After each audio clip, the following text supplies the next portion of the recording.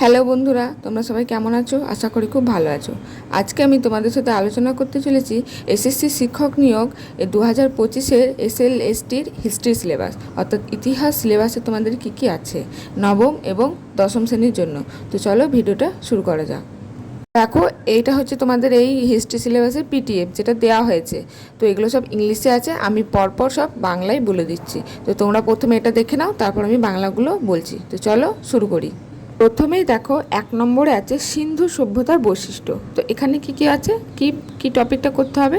সিন্ধু সভ্যতার অবক্ষয়, বৌদ্ধিক সভ্যতার সোদাস, মহাজনপদ, বৌদ্ধ ধর্ম, জৈন ধর্ম, মৌর্য সাম্রাজ্যের উত্থান ও পতন, অশোকের ধর্ম, আর বাংলা রাজকীয়, গুপ্ত, পাল ও সেন বংশ। তো এটা হচ্ছে তোমাদের 1 নম্বর।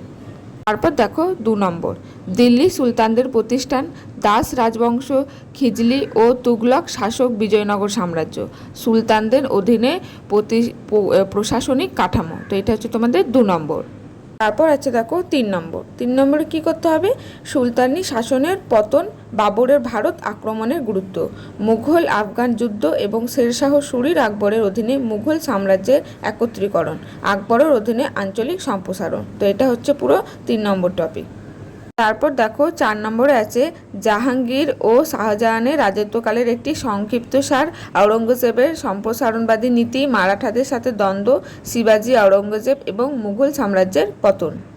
তারপর 5 নম্বর দেখো পলাশী ও বক্সারের যুদ্ধ এবং বাংলায় কোম্পানির শাসন প্রতিষ্ঠা, দেওয়ানি স্থানান্তর এবং বাংলায় এর প্রভাব, ব্রিটিশ সম্প্রসারণ, মহীশূর এবং মহারাষ্ট্রের সহায়ক জোট, পাঞ্জাবের বিলোপের মতবাদ সংযুক্তি। তো এটা হচ্ছে টোটাল 5 নম্বর। তারপর 6 নম্বরে আছে দেখো ব্রিটিশ শাসনের বিরুদ্ধে প্রাথমিক প্রতিরোধ, ওয়াহাবি ও ফরাজি আন্দোলন, সাঁওতাল বিদ্রোহ, 1857 সালের বিদ্রোহ, পাশ্চাত্য শিক্ষা ও সমাজ সংস্কারে রাজা রামমোহন, ইয়ং বেঙ্গল ও বিদ্যাসাগরের ভূমিকা, ভারতীয় জাতীয়তাবাদের প্রাথমিক পর্যায়, কংগ্রেস পূর্ব সংগঠন, কংগ্রেসের প্রতিষ্ঠা, প্রাথমিক প্রকৃতি। তো এখানে তোমাদের এই জিনিসগুলো করতে হবে।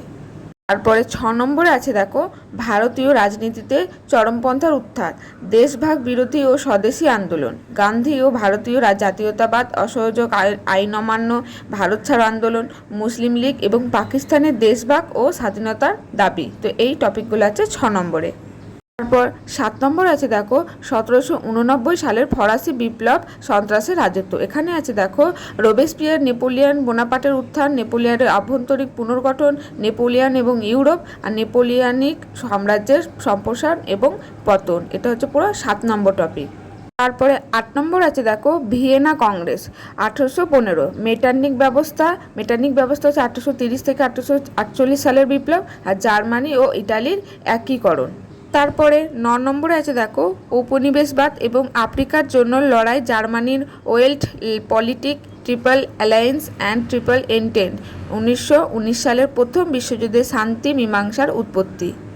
এই হচ্ছে তোমাদের স্কুল শিক্ষক 2025 এসএলএসটি হিস্ট্রি সিলেবাস নবম ও দশম শ্রেণী, যে পিটিএফটা তোমাদের সম্পূর্ণ ইংরেজিতে দেওয়া হয়েছিল।